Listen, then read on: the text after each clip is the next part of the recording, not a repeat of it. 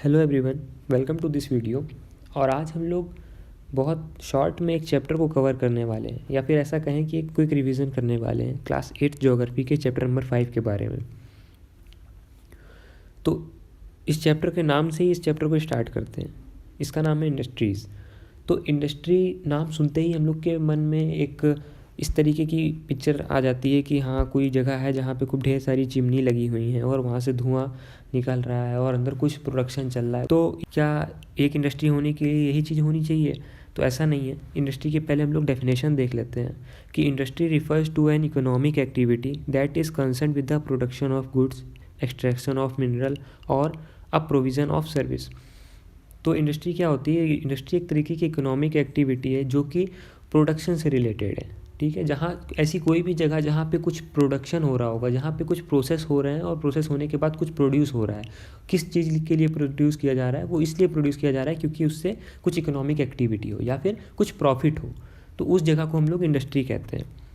तो इंडस्ट्री किस तरीके की एक एक्टिविटी होती है? जैसे कि हम सब जानते हैं इकोनॉमिक एक्टिविटीज़ 3 तरीके की होती हैं: प्राइमरी एक्टिविटीज़, सेकेंडरी एक्टिविटीज़ और टर्सरी एक्टिविटीज़। तो प्राइमरी एक्टिविटीज़ क्या होती हैं, एक शॉर्ट में जानते हैं कि देखिए, ऐसी कोई भी जगह या ऐसा कोई भी काम जो कि एक पर्टिकुलर कोई इंसान करता है जिसमें कि उसे जो भी चीज़ मिलती है, वो रॉ मटेरियल जो भी उसे मिलता है वो उसे डायरेक्टली नेचर से मिलता है।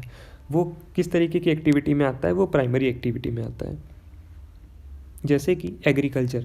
तो एग्रीकल्चर में क्या होता है? एग्रीकल्चर में हम लोग क्रॉप ग्रो करते हैं। ठीक है, जो भी हमें क्रॉप्स मिलती हैं, वो क्रॉप्स कैसे मिलती हैं? वो डायरेक्टली हमें नेचर ही प्रोवाइड करता है। हमने बीज बो दिया और उसके बाद वो पेड़ निकला। हाँ, वर्क होता है उसमें, लेकिन वहाँ पे कोई प्रोसेस नहीं होता ना। जैसे कि गेहूँ में अंतर है और बिस्किट में अंतर है। बिस्किट बना गेहूँ से ही है, लेकिन उस दोनों में अंतर है ना। तो गेहूँ रॉ मटेरियल है, तो वो जो रॉ मटेरियल आया वो कहाँ से आया? वो नेचर के थ्रू हमें मिला। तो वो क्या हो गया, उस ऐसी कोई भी एक्टिविटी जिसमें हमें जो रॉ मटेरियल मिल रहा है ना, वो किसी नेचुरल थिंग से मिल रहा है, या फिर हमें मटेरियल जो मिल रहा है वो रॉ मिल रहा है, तो उसे हम लोग प्राइमरी एक्टिविटीज़ में काउंट करते हैं। ऐसे ही सेकेंडरी एक्टिविटीज़ होती हैं जो हमारा रॉ मटेरियल हमने नेचर से लिया है, उस रॉ मटेरियल को जहाँ कहीं भी प्रोसेस किया जाएगा या फिर कुछ कहीं पे भी उसका कुछ प्रोसेस होगा, तो उस सारे प्रोसेस किस कैटेगरी में आएंगे? वो सारे जो प्रोसेस होंगे वो हमारे सेकेंडरी एक्टिविटीज़ में आते हैं। फिर वो जो हमने फाइनल गुड प्रोड्यूस किया, अगर हम एक इसको एग्जांपल के थ्रू समझते हैं। ठीक है, मान लीजिए एक कॉटन है। कॉटन कहाँ होती है? पेड़ से होती है। तो कॉटन को उगाने वाला वो उसने कौन सी एक्टिविटी की? Economic activity. उसकी एक्टिविटी जो होगी वो एग्रीकल्चर में आएगी। तो उसने क्या किया? फार्मिंग कह सकते हैं, एग्रीकल्चर कह सकते हैं। ठीक है, तो उसने क्या किया? एक फार्मर ने कॉटन उगाई। तो फार्मर किस तरीके की एक्टिविटी हो गई? ये हमारी हो गई प्राइमरी। अब उसने कॉटन उठा के बेच दिया रेमंड को। रेमंड एक कंपनी है, हम सब जानते हैं, जो कि कपड़े बनाती है। तो रेमंड ने क्या किया? उस कॉटन से कपड़ा बना दिया और कपड़े की शर्ट सिल के मार्केट में बेच दी। तो जो हमारी शर्ट बनी वो क्या हुई? वो हमारी कहाँ बनी? इंडस्ट्री में बनी, या फिर वो मैन्युफैक्चर हुई। ठीक है, तो वो जो चीज़ हुआ वो किस तरीके की एक्टिविटी हुई? वो सेकेंडरी एक्टिविटी हुई। अब वो जो बनी हुई शर्ट है वो मार्केट में सेल होने जा रही है, तो कुछ ट्रांसपोर्ट होके जाएगी ना। अब कानपुर की बनी शर्ट हो सकता है मुंबई में बिके, तो कानपुर से मुंबई जाने के लिए उसको ट्रांसपोर्टेशन करना पड़ेगा ना। तो वो जो ट्रांसपोर्टेशन का काम हो रहा है, या फिर उसमें जो भी सर्विसेज इन्वॉल्व हो रही हैं, जहाँ पे ट्रेड हो रहा है, या वो शर्ट बेची ही जा रही है। ठीक है, तो वो जहाँ कहीं भी ट्रेड वेड होगा, बिजनेस होगा, फाइनेंस होगा, इकोनॉमिक एक्टिविटीज़ होंगी, इस तरीके की एक्टिविटी जो भी होती हैं ये हमारी टर्सरी एक्टिविटीज़ में आती हैं। तो एग्जांपल के थ्रू समझ के रखिएगा। प्राइमरी एक्टिविटीज़ के कुछ एग्जांपल हैं, जैसे कि एग्रीकल्चर, हंटिंग हो गया। ठीक है, फार्मिंग हो गया, फिशिंग हो गया। सेकेंडरी की अगर हम बात करें तो इंडस्ट्रीज़ जो हमारा चैप्टर है, यही सेकंड में यही आ गया। और क्या हो गया? मैन्युफैक्चरिंग यूनिट जो भी होती हैं वो हो गई। हाइड्रो इलेक्ट्रिसिटी हो गई, ये भी सेकेंडरी एक्टिविटी है। वहीं पे अगर हम लोग बात करते हैं टर्सरी की, तो जहाँ कहीं जो भी सर्विसेज हैं, मतलब सर्विसेज जो भी प्रोवाइड की जा रही हैं, मतलब कि एक ट्रांसपोर्ट क्या है? ट्रांसपोर्ट एक तरीके की सर्विस है। ट्रेड एंड कॉमर्स, जो भी ट्रेड हो रहा है, जो भी कॉमर्स या इकोनॉमिक एक्टिविटीज़ हो रही हैं, वो टर्सरी एक्टिविटीज़ में आएंगी। ट्रांसपोर्ट हो गया। तो ये सब चीज़ें हैं, ये सब क्या होती हैं? ये सब हमारी ये 3 तरीके की एक्टिविटी हैं। और हम लोग को आज जो हमारा प्राइमरी फोकस है वो सेकेंडरी एक्टिविटीज़ पे ही है, जो कि है हमारा चैप्टर ही का नाम है हमारा इंडस्ट्रीज़। तो आगे चलते हैं और देखते हैं क्या है। तो अब हम पढ़ेंगे classification of industries. Classification of industry का मतलब ये है कि हम लोग इंडस्ट्री को किस किस बेस पे बांट सकते हैं। इसी को हम लोग कहेंगे क्लासिफिकेशन ऑफ इंडस्ट्री। तो इसका जो डिवीज़न होता है वो बेसिकली 3 तरीके से होगा। कौन कौन से तरीके से होगा, देखिए इसका जो डिवीज़न हो रहा है वो पहला है on the basis of raw material, उसमें जो रॉ मटेरियल यूज़ हो रहा है उसके बेस पे। दूसरा उस इंडस्ट्री के साइज़ के बेस पे। और जो तीसरा हमारा पॉइंट है वो ये है कि उसका जो ओनरशिप है, मतलब कि वो उसका जो मेन जो हमारी इंडस्ट्री है उसका अधिकारी या फिर उसका अधिकार किसके पास है, वो किसकी है।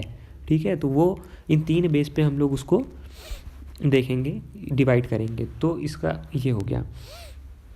अब क्लासिफिकेशन जो है वो रॉ मटेरियल के बेस पे अगर हम कर रहे हैं तो कैसे कर सकते हैं, उसमें जो रॉ मटेरियल, अब इसको पर्टिकुलरली टॉपिक वाइज समझते हैं कि classification of industries on the basis of raw material.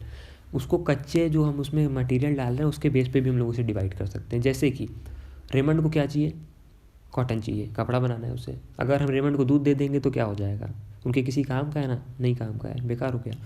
Amul को क्या चाहिए, उसको अब फार्मर से या फिर जो एनिमल पालते हैं, जो जानवर गाय वगैरह पालते हैं, उनसे अमूल को क्या चाहिए, अमूल को उससे दूध चाहिए। वैसे ही जो ऐसी और भी फैक्ट्रीज़ हैं जो कि उन्हें मिनरल बेस्ड है, मान लीजिए कोई फैक्ट्री, तो उसे क्या चाहिए, उसे मिनरल चाहिए। मिनरल मतलब आयरन, और से उसे आयरन चाहिए या फिर इस तरीके की चीज़ें चाहिए। तो रॉ मटेरियल के बेस पे अगर हम लोग डिवाइड करें तो कैसे कह सकते हैं कि देखिए इंडस्ट्री एग्रो बेस्ड होती है। रॉ मटेरियल्स में जो कच्चा माल यूज़ हो रहा है उसका जो बेस कंपोनेंट है उसके बेस पे डिवीज़न हो रहा है, तो एग्रो बेस्ड होती हैं। एग्रो बेस्ड मतलब जो कि हमारे क्रॉप्स पे डिपेंडेंट हो। जैसे पार्ले है तो पार्ले का पूरा नाम ही क्या है, पार्ले एग्रो। तो पार्ले एग्रो क्या है, पार्ले क्या करती है, पार्ले बेसिकली बिस्किट वगैरह बनाती है, दाल मोठ वगैरह बनाती है। ठीक है, तो पार्ले का क्या काम है, वो किस पे डिपेंड कर रही है, वो जो है वो प्रोसेस किस चीज़ को कर रही है, वो क्रॉप को प्रोसेस कर रही है, इसलिए वो एग्रीकल्चर बेस्ड या फिर एग्रो बेस्ड हो गई। मिनरल बेस्ड क्या होती हैं, मिनरल बेस्ड हो गई, जैसे रॉ मटेरियल के बेस पे हम लोग कह सकते हैं एग्रो बेस्ड हो गई, मिनरल बेस्ड हो गई, मरीन बेस्ड हो गई, फॉरेस्ट बेस्ड हो गई। अब इनको आगे हम लोग देखेंगे आगे चल के कि कैसे कैसे कौन सी इंडस्ट्री क्या क्या करती है। ठीक है, साइज़ ऑफ इंडस्ट्री।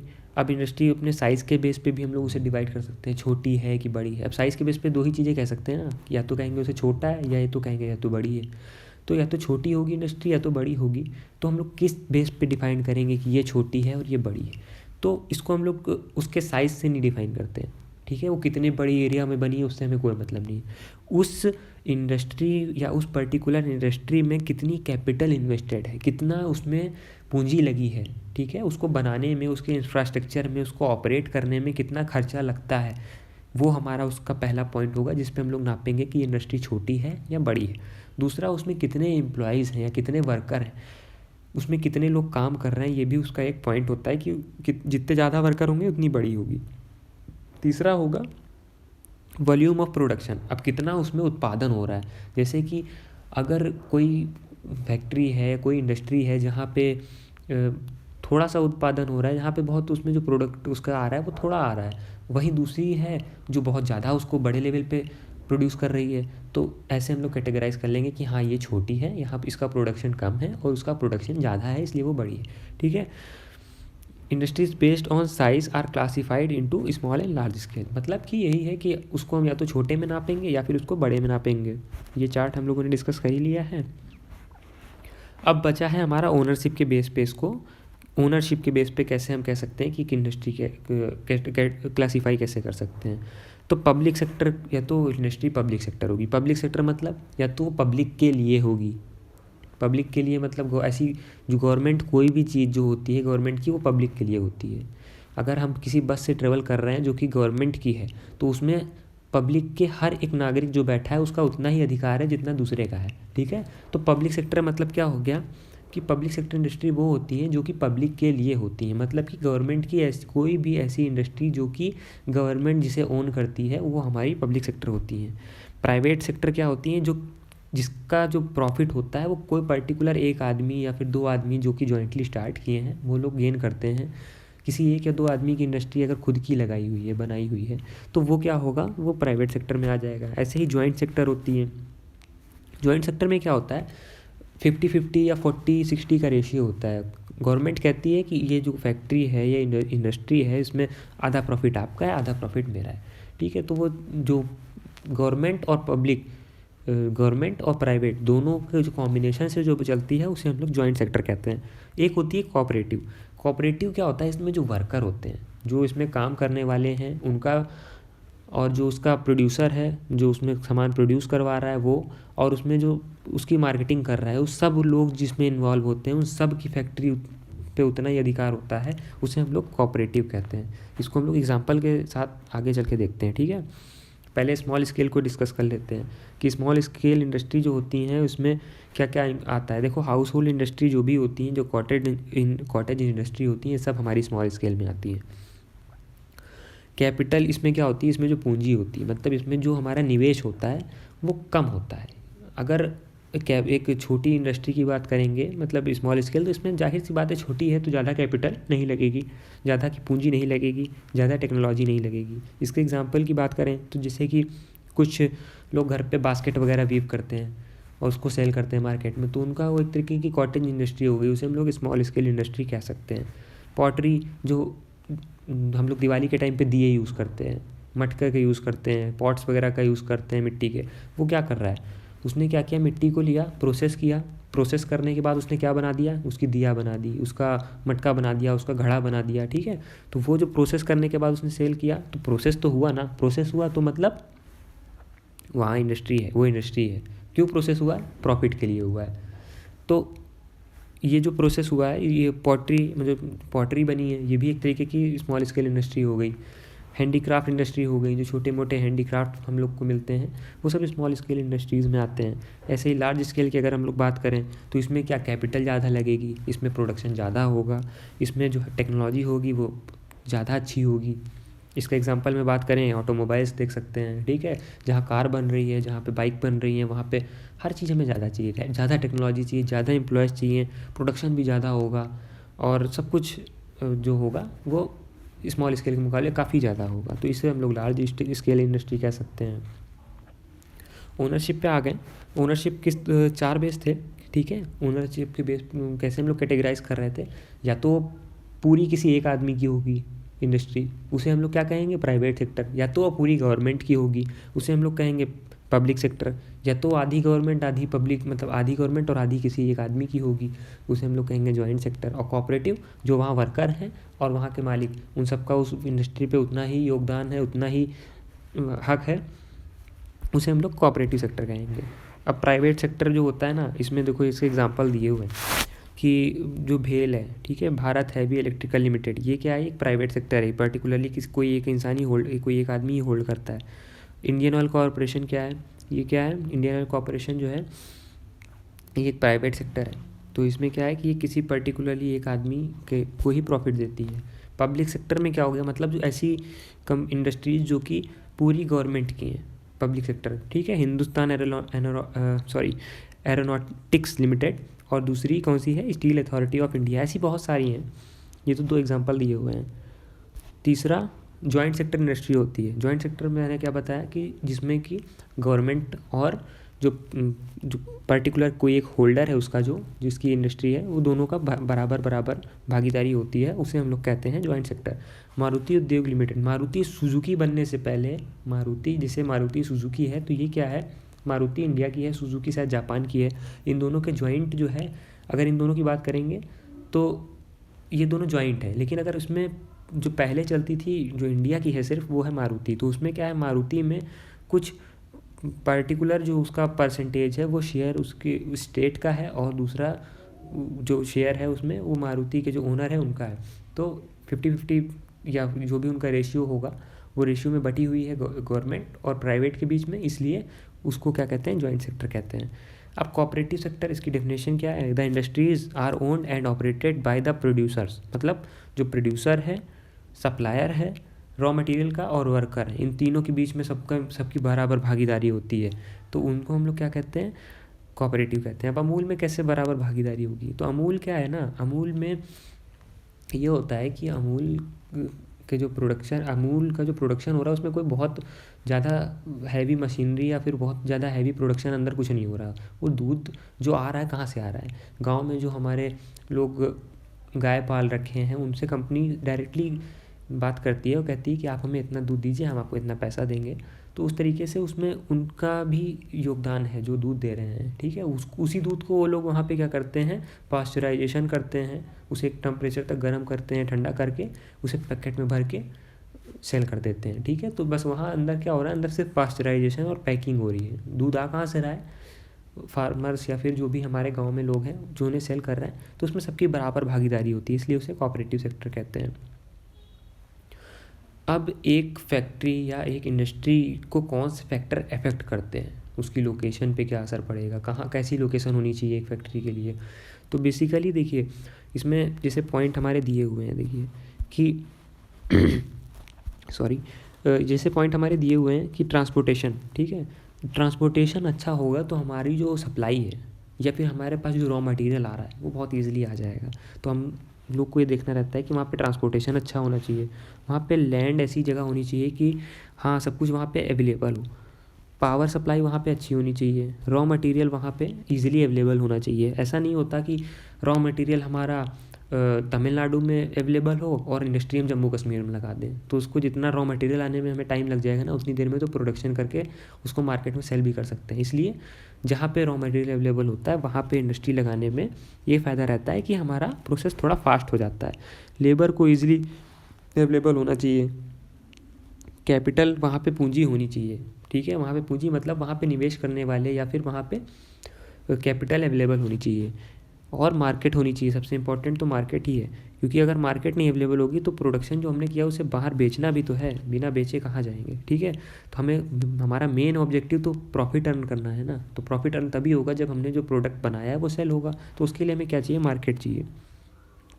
अब जो इंडस्ट्रियलाइजेशन होता है, इंडस्ट्रियलाइजेशन का मतलब क्या होता है ना, इंडस्ट्रियलाइजेशन ऐसी उसको कहते हैं जहाँ पे भी मतलब इंडस्ट्री लग रही है या फिर कोई ऐसी जगह जहाँ पे इंडस्ट्रीज़ बढ़ रही हैं, ठीक है, तो उसे हम लोग इंडस्ट्रियलाइजेशन कहते हैं। तो ये डेवलपमेंट और ग्रोथ का बहुत बड़ा कारण होता है। कैसे होता है, जहाँ पे इंडस्ट्री लगेगी वहाँ पे ऑब्वियसली है कि एम्प्लॉयमेंट बढ़ेगा। अब इंडस्ट्री है तो अंदर काम करने वाले भी होंगे, जब काम करने वाले होंगे तो उनको सैलरी मिलेगी, उनके पास पैसा आएगा, जब पैसा आएगा तो वो मार्केट में जाके अपनी पसंदीदा चीज़ें या फिर उनकी जो शौक़ है वो चीज़ें वो ले सकते हैं, ठीक है। तो जब पैसा आएगा तो ज़रूरतें बढ़ेंगी आदमी के पास, ठीक है, वहाँ की मार्केट बढ़ेगी और टैक्स कलेक्शन अच्छा होगा। जब टैक्स कलेक्शन गवर्नमेंट पास अच्छा होगा तो अच्छे से वहाँ पे सब कुछ गवर्नमेंट देखेगी कि हाँ यहाँ पे ट्रांसपोर्टेशन अच्छा कर दे, जिससे कि और ज़्यादा ये चीज़ें ईजी हो जाएं और फैक्ट्री और ज़्यादा बढ़ें, ठीक है। तो ये जो होता है एक कारण होता है कि जहाँ पे इंडस्ट्री लगती है वहाँ पे एम्प्लॉयमेंट अपने आप बढ़ जाता है, और एम्प्लॉयमेंट बढ़ते ही वहाँ की ग्रोथ और डेवलपमेंट उन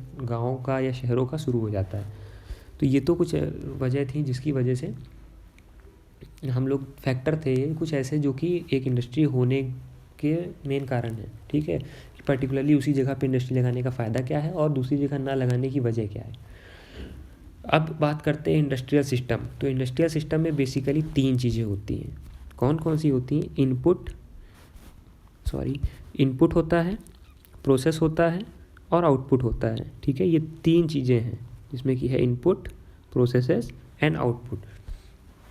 इनपुट मतलब क्या, इनपुट मतलब ये है कि एक इंडस्ट्री लगाने में या फिर किसी सामान को, जैसे कि कॉटन से रेमंड की शर्ट बनाने में जो उसका पूरा सफ़र था रुई से लेके उसका शर्ट बनने तक का, उसमें कितना निवेश हुआ, कितना उसमें चीज़ें लगी, उन सब को हम लोग इनपुट में डालेंगे। और प्रोसेस क्या हुआ, उस शर्ट को बनाने में प्रोसेस क्या लगा, ठीक है। कपड़े से कैसे वो रुई से कैसे वो कपड़ा बना, उस प्रोसेस को हम इन्वॉल्व करेंगे उस प्रोसेसेस में। और आउटपुट में क्या होगा कि वो शर्ट प्रोड्यूस हो गई और कहाँ पे सेल हुई, उसे हम लोग आउटपुट में रखेंगे। ऐसे समझते हैं ईजिली। रुई से शर्ट बनाने के लिए हमें जो भी पैसा लगाना पड़ा, ठीक है, जो भी लेबर लगा, जो भी हमने जगह खरीदी थी जहाँ पे रेमंड की फैक्ट्री बनाई, जो भी ट्रांसपोर्टेशन की हमने खर्चे किए, जो भी हमने वहाँ बिजली का बिल, पावर का जो भी हमने बिल पे किया, ठीक है, जो भी हमने रॉ मटेरियल ख़रीदा और जो भी इंफ्रास्ट्रक्चर लगाया, जो भी फैक्ट्री बनाने में खर्चे किए, ठीक है। तो ये सब चीज़ें किस चीज़ को इंक्लूड करेंगी, ये सब कहेंगे इनको कि ये हमारे इनपुट थे। उसके बाद उसके प्रोसेसेस इन्वॉल्व हो जाएंगे कि हमने वहाँ स्पिनिंग की, गिनिंग की, फिर क्लॉथ बनाया, फिर वीविंग की, स्टिचिंग की, जो भी उसमें प्रोसेसेस होते हैं वो प्रोसेसेस को हम काउंट करेंगे और वो क्या कहेंगे, उससे हम लोग कहेंगे वो प्रोसेस हुआ। उसके बाद वो फाइनल गुड हमें क्या मिला, हमें शर्ट मिली, तो हम अपने आउटपुट को क्या कहेंगे कि हमें आउटपुट में एक शर्ट मिली, उसको हमने सेल किया और सेल करने के बाद उसमें हमें इतना प्रॉफिट हुआ। तो जो हमें पैसा मिला, जो हमें प्रोडक्ट मिला, उसे हम लोग आउटपुट में काउंट करेंगे। ठीक है, यही इसमें लिखा हुआ है कि raw material, labour, cost of land, transportation, power and other infrastructure are the inputs. The processes include a wide range of activity. अंदर हमने जो भी एक्टिविटी की उस रॉ मटेरियल को कन्वर्ट करने में, एक फिनिश्ड प्रोडक्ट बनाने के लिए। ठीक है, तो वो उसे हम लोग कहेंगे प्रोसेसेस में काउंट करेंगे। और रिजल्ट में क्या होगा, जो आउटपुट, जो हमें एंड में प्रोडक्ट मिला या फिर जो इनकम हमने उससे अर्न की, उसे हम लोग आउटपुट में काउंट करेंगे। तो अब हम लोग देखते हैं इंडस्ट्रियल रीजन्स के बारे में। तो इंडस्ट्रियल रीजन्स होते क्या हैं? इंडस्ट्रियल रीजन उन जगहों को कहते हैं ना हम लोग, जहाँ पे एक, जैसे मान लीजिए कोई पर्टिकुलर एरिया है जो कि किसी रिवर के पास में है या फिर किसी सी के पास में है, जहाँ से ट्रांसपोर्टेशन और जहाँ पे सारी एक फैकल्टी अवेलेबल है, फैसिलिटीज़, जो कि एक इंडस्ट्री लगाने के लिए बिल्कुल परफेक्ट जगह है। तो वहाँ पे एक इंडस्ट्री तो लगेगी नहीं, वहाँ पे कई लग गई, 3-4 तो लग गई। ठीक है, अब उनमें क्या हो रहा है, आपस में भी ट्रेड हो रहा है, आपस में भी सामान का उनके यहाँ शेयरिंग चल रही है। तो उसे हम लोग क्या कहते हैं, उस पर्टिकुलर एरिया को इंडस्ट्रियल एरिया कहेंगे। और वो बाद में क्या हो जाएगा, वो एक इमर्ज कर जाएगा एक इंडस्ट्रियल रीजन के तौर पे। जैसे कि अमूल की मान लीजिए कोई फैक्ट्री है, तो अमूल की फैक्ट्री में दूध तो कहीं से आ गया, लेकिन उसकी पैकिंग के लिए जो प्लास्टिक आई या फिर जो प्लास्टिक के पैकेट्स आए, वो कहीं और बन रहे हैं ना। उसमें प्रिंटिंग अमूल की, अमूल अपनी फैक्ट्री में हो सकता है करे, लेकिन प्लास्टिक तो कहीं और से आ रही है ना। तो जहाँ से आ रही है वहाँ प्लास्टिक बन रही है, तो वो भी तो एक फैक्ट्री होगी, वो भी तो एक इंडस्ट्री होगी जहाँ प्लास्टिक बन रही है। तो अब अगर वो अमूल की फैक्ट्री के बगल में ही होगी, तो अमूल के लिए क्या हो गया, ईजी हो गया वहाँ से प्लास्टिक लेना। तो दो फैक्ट्रियों के बीच में इंटर ट्रेड शुरू हो गया ना। तो अगर वो इंटर ट्रेड हो रहा है, तो यहाँ पे जो बेनिफिट्स ऑफ देयर क्लोजनेस का मतलब है यही है कि अगर एक ही जगह पे 3-4 इंडस्ट्री लग गई और आपस में एक दूसरे को प्रोडक्ट वो ट्रांसफ़र करती जा रही हैं, और वो फाइनल किसी एक जगह पे होके एक हमें फाइनल गुड मिल रहा है, तो उसे हम लोग क्या कहेंगे कि वो जगह इंडस्ट्रियलाइज हो गई है। और ऐसी जगह जहाँ पे खूब ढेर सारी फैक्ट्री लग जाती हैं, जहाँ पे एक पर्टिकुलर एरिया जिसे घोषित कर दिया जाता है कि ये इंडस्ट्रियल एरिया है, इंडस्ट्रियल रीजन है, तो उसे हम लोग इंडस्ट्रियल रीजन कहते हैं। जैसे कि कपड़े के नाम पे यूपी में कानपुर बहुत फेमस है कि यहाँ पे कपड़े का काफ़ी काम होता है, इंडस्ट्रियल रीजन है वो। वैसे ही इंडस्ट्रियल रीजन कौन कौन से हैं, तो इंडस्ट्रियल रीजन बेसिकली जो है वो टेम्परेट एरियाज़ में है। टेम्परेट एरियाज़ कौन होते हैं, हमारी अर्थ जो है 3 पार्ट में डिवाइडेड है, टॉरिड, टेम्परेट और फ्रिजिड। तो टॉरिड जोन कौन सी होती है, ट्रॉपिक ऑफ कैप्रिकॉन से लेकर ट्रॉपिक ऑफ कैंसर के बीच में जो भी जोन है उसे हम लोग टॉरिड जोन कहते हैं। ट्रॉपिक ऑफ कैंसर से लेकर ट्रॉपिक ऑफ आर्कटिक सर्कल, ठीक है, और ट्रॉपिक ऑफ कैंसर से कैप्रिकॉन से लेके एंटार्क्टिक सर्कल तक जो भी हमारा एरिया है उसे हम लोग टेम्परेट जोन कहते हैं। और सबसे लास्ट में जो है वो उसे हम लोग फ्रिजिड जोन कहते हैं।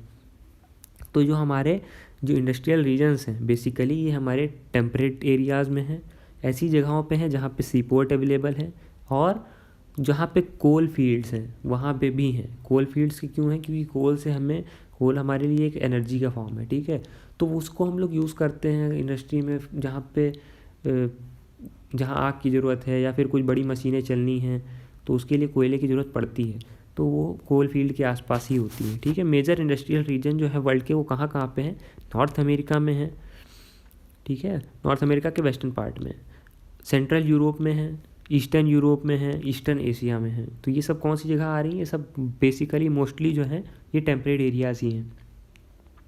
और जो वेस्टर्न और ईस्टर्न का मतलब है वो देखिए, जो भी जैसे कि नॉर्थ अमेरिका का वेस्टर्न पार्ट है तो वो देखिए पूरा सी के आसपास है, तो वो वहाँ पे ज़्यादा अवेलेबल है। इंडिया में अगर हम बात करें तो industrial region Mumbai Pune cluster जो है वो इंडस्ट्रियल रीजन कहलाता है।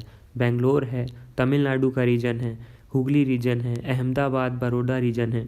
अब इसमें ये जितने भी हैं देखिए, जैसे तमिलनाडु है, तो तमिलनाडु कहाँ है, Indian Ocean, Bay of Bengal के आसपास का पूरा देखिए, उसको पानी जो सी या फिर जो मिल रहा है वहाँ से ट्रांसपोर्टेशन इजी हो गया। हुगली रीजन, अहमदाबाद भी सी के क्लोज़ हो गया, मुंबई पुणे भी सी के क्लोज़ हो गया, ठीक है। तो ये सब चीज़ें क्या हो रही, देखिए इनमें सी पोर्ट बहुत ज़रूरी होता है जहाँ पे भी इंडस्ट्री लगानी होती है, क्योंकि हर सामान हमें अपने ही देश में नहीं मिलेगा, सारे रिसोर्सेज हमारे देश में अवेलेबल नहीं है। बहुत सारी चीज़ें ऐसी हैं, बहुत सारे रिसोर्सेज ऐसे हैं जो हम बाहर से उसे मंगाते हैं, और एक्सपोर्ट करने के लिए भी हम ज़्यादातर शिप को ही यूज़ करते हैं। चीप भी पड़ता है और क्वांटिटी भी ज़्यादा आ जाती है उसमें, इसलिए हम लोग कोशिश करते हैं कि हमारी जो इंडस्ट्री हो वो सी के आसपास या फिर कोई बहुत बड़ी रिवर हो जो कि डायरेक्ट सी में मिलती हो उसके आसपास हो, जैसे कि हुगली रीजन है। ठीक है,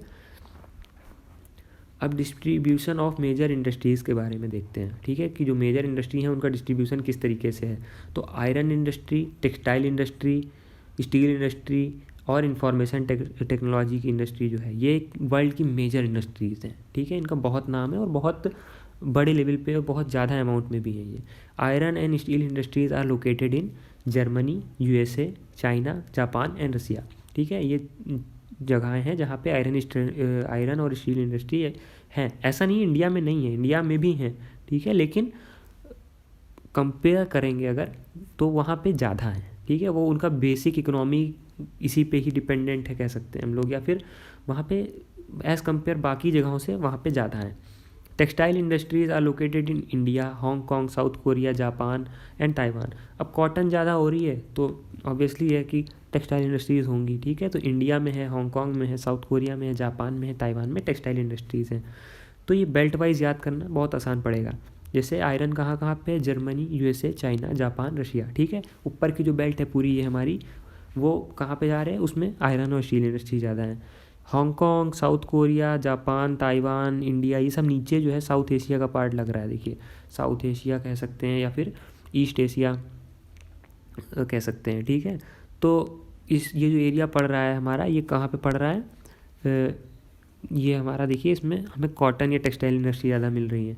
अब सिलिकॉन वैली की बात करें तो central California, Bengaluru region India जो इंडिया में है, वो क्या है, मेजर हब है आईटी इंडस्ट्री का।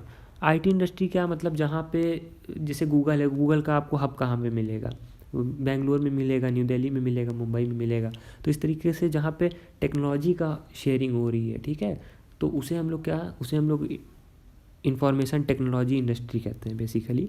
तो वो क्या हो गया, उसके हब कहाँ पे मिलेंगे, हमें बेंगलोर वगैरह में मिलेंगे। यहाँ पे कोई ऐसा इस तरीके की कोई फैक्ट्री नहीं है आईटी की कि वहाँ कोई चिमनी है या धुआं होगा। ठीक है, वहाँ पे वो हमें सुविधा प्रोवाइड करते हैं। किसी पर्टिकुलर कोई ऐप है तो उसका जो ओनर है उसका हेडक्वार्टर हो सकता है, या फिर वहाँ पे इस तरीके की चीज़ें हैं। ठीक है, तो उसे हम लोग आईटी इंडस्ट्री के अंतर्गत कहते हैं। आयरन एंड स्टील इंडस्ट्री की बात करें तो iron and steel industry comprises various input, processes, output and it is a mineral based industry.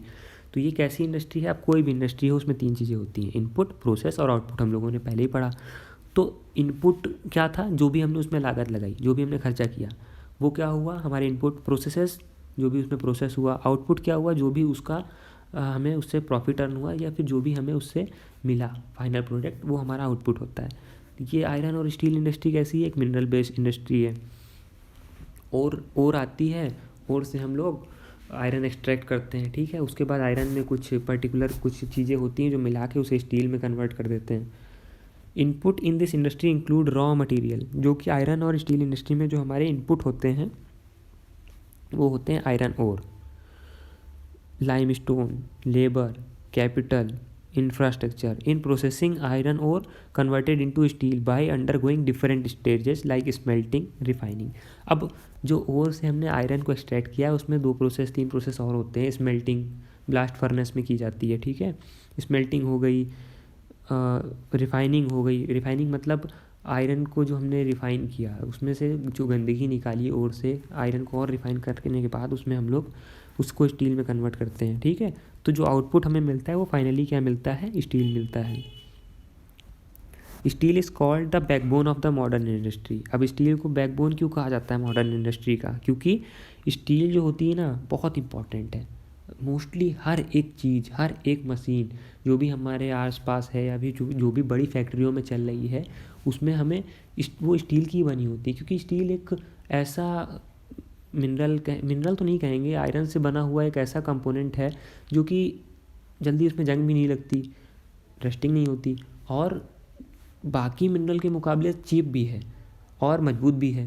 तो इसलिए स्टील का हम लोग ज़्यादा यूज़ करते हैं हर एक जो भी हमारी मशीन होती है उसमें। तो इसीलिए कहा जाता है कि स्टील जो है वो बैकबोन है आज की मॉडर्न इंडस्ट्री की। In India iron and steel industry had developed taking advantage of raw material, cheap labour and transport and market. India में क्या है, इसका फ़ायदे हैं कि स्टील इंडस्ट्री को क्या मिलते हैं कि यहाँ पे आयरन की जो ओर है वो भी अवेलेबल है, चीप लेबर भी अवेलेबल है, ट्रांसपोर्टेशन भी अच्छा हो गया है अब, और मार्केट भी अवेलेबल है। Major steel producing centre in India are Durgapur, Bhilai, Bhumpur, Jamshedpur, Rourkela, Bokaro Jharkhand में है। टाटा की है शायद यहाँ पे स्टील इंडस्ट्री, ठीक है। And is spread over 4 states, West Bengal, Jharkhand, Orissa and Chhattisgarh. तो ये जो हमारी इंडिया की बेल्ट है ना, इस बेल्ट में हमें स्टील के काफ़ी इंडस्ट्री मिलती हैं। तो कहाँ कहाँ पे, वेस्ट बंगाल, झारखंड, उड़ीसा और छत्तीसगढ़ में। ये देखिए एक स्टील इंडस्ट्री की फ़ोटो है। अब स्टील की है कि आयरन की ये तो नहीं क्लियर है, लेकिन हाँ something related to steel and iron. तो इस तरीके की कोई फैक्ट्री है। इंफॉर्मेशन टेक्नोलॉजी, लास्ट में हमारा क्या है, इंफॉर्मेशन टेक्नोलॉजी। तो ये इंडस्ट्री जो है या ये किस चीज़ पे डील करती है, ये बेसिकली डील करती है स्टोरेज से, प्रोसेसिंग से और डिस्ट्रीब्यूशन ऑफ इंफॉर्मेशन। मतलब हमारा जैसे हम कोई भी चीज़ यूज़ करते हैं ना, तो हमारा कोई डाटा होता है। आजकल तो क्लाउड चल रहा है, ठीक है, गूगल ड्राइव चल रही है, क्लाउड चल रहा है, क्लाउड स्टोरेज, ठीक है। तो उसमें क्या हो रहा है, हम जो डाटा यहाँ से अपलोड कर रहे हैं, फॉर एग्जांपल यूट्यूब पे वीडियो अपलोड होगी तो कहीं ना कहीं तो स्टोर होगी ना, तभी तो लोग उसे देखेंगे। तो वो जो देख रहे हैं वो कहीं से तो उनके पास जा रही है ना, और हम कहीं इसको अपलोड कर रहे हैं तो कहीं तो जाके स्टोर हो रही है ना। तो वो स्टोरेज जो है उसकी प्रोसेसिंग होती है और वो उसका जो डिस्ट्रीब्यूशन हो रहा है, तो वो बेसिकली किसी एक जगह से हो रहा है ना। तो वो जो हब बनाएगा जहाँ पे वो स्टोर हुई, जहाँ पे वो प्रोसेस होने के बाद किसी और को देखने को मिली, तो वो क्या कहलाता है, उसे हम लोग आईटी हब कहते हैं। तो इंडिया में आईटी हब किसे कहते हैं, बेंगलोर को कहते हैं। There are main factor guiding location of this industries are resources, availability, cost and infrastructure. Major IT hub of IT industry are Silicon Valley in California और Bengaluru in India. Silicon Valley California में है और Bangalore India में है। तो ये 2 major IT hub हैं। बेंगलोर को हम लोग सिलिकॉन प्लेट्यू नाम से भी जानते हैं, ठीक है। तो ये इम्पॉर्टेंट है कि इंडिया में किस जगह को हम लोग सिलिकॉन प्लेट्यू नाम से जानते हैं, या फिर कौन सी जगह ऐसी है कि इंफॉर्मेशन टेक्नोलॉजी हब है जो इंडिया में। तो उसमें अगर ऐसा कोई ऑप्शनल क्वेश्चन आता है तो वहाँ पे ये भर सकते हैं कि बेंगलोर है। और चौथा पॉइंट क्या है ये कि IT hubs in metropolitan centres of India are Mumbai, New Delhi, Hyderabad और चेन्नई। ये मैंने पहले बता दिया कि इंडिया में जैसे गूगल के हैं तो गूगल के हब कहाँ कहाँ पे हैं, बेंगलोर में है, मुंबई में है, न्यू दिल्ली में है, हैदराबाद, चेन्नई, ठीक है। तो ये सब जगहों पे हैं। तो ये आज के समय में जो मेट्रोपॉलिटन सिटी है, यहाँ पे इतनी ज़्यादा पॉपुलेशन हो गई है कि उनको अपने हब लगाने पड़ गए हैं। हब क्यों, क्योंकि इन्फॉर्मेशन का अगर हमारे पास सोर्स एक है, ठीक है, अगर हम किसी एक ही जगह पे सारी इन्फॉर्मेशन इकट्ठा कर देंगे तो दूसरी जगह पे उसी इन्फॉर्मेशन को अगर कई लोग एक साथ यूज़ करेंगे तो हो सकता है सर्वर प्रॉब्लम आ जाए। तो सर्वर प्रॉब्लम ना आए इसलिए वो लोग क्या करते हैं, डिवाइड कर देते हैं। जहाँ पे ज़्यादा भीड़ है वहाँ पे उन्होंने अपना एक सेपरेट हब लगा दिया है कि यहाँ पे हम एक हब लगा देते हैं। यहाँ से अगर मुंबई का कोई आदमी गूगल को सर्फ करेगा तो उसको मुंबई के सर्वर से ही डायरेक्ट हो जाएगा। और अगर बेंगलोर का आदमी कोई चीज़ गूगल पे सर्फिंग कर रहा है तो उसको वो जो उसका आईपी एड्रेस होगा या फिर जो भी जिस आईपी एड्रेस से वो सर्च कर रहा है तो वो किस हब से सारा डाटा उठाएगा, वो बेंगलोर वाले से उठाएगा। पहले क्या था कि हब इतने ज़्यादा नहीं थे। तो मुंबई में मान लीजिए फॉर एग्जांपल कोई हब है और पूरे ऑल ओवर के इंडिया किसी भी लोगों को गूगल चलाना है। आज के समय में एंड्रॉयड फ़ोन हर आदमी के हाथ में है तो गूगल में कुछ ना कुछ तो चला ही करता है। तो अगर वो सारा डाटा मुंबई से ही जाएगा तो वो सर्वर हैंग हो सकता है, लैग कर सकता है। तो इस तरीके की दिक्कत आती है। तो बेसिकली उसे हम लोग आईटी हब कहते हैं, इसलिए वो डिवाइड हो गए हैं। तो आज के समय में इंडिया में जो मेन आईटी हब है वो मुंबई, न्यू दिल्ली, हैदराबाद और चेन्नई, ठीक है। तो बेसिकली ये पूरा चैप्टर था। इससे रिलेटेड अगर कोई भी क्वेश्चन आता है तो आप आई होप कर ले जाओगे अब। तो थैंक यू इस वीडियो को देखने के लिए, और अगर ऐसी और वीडियो चाहिए तो प्लीज़ कमेंट में बता दीजिएगा। Thank you very much.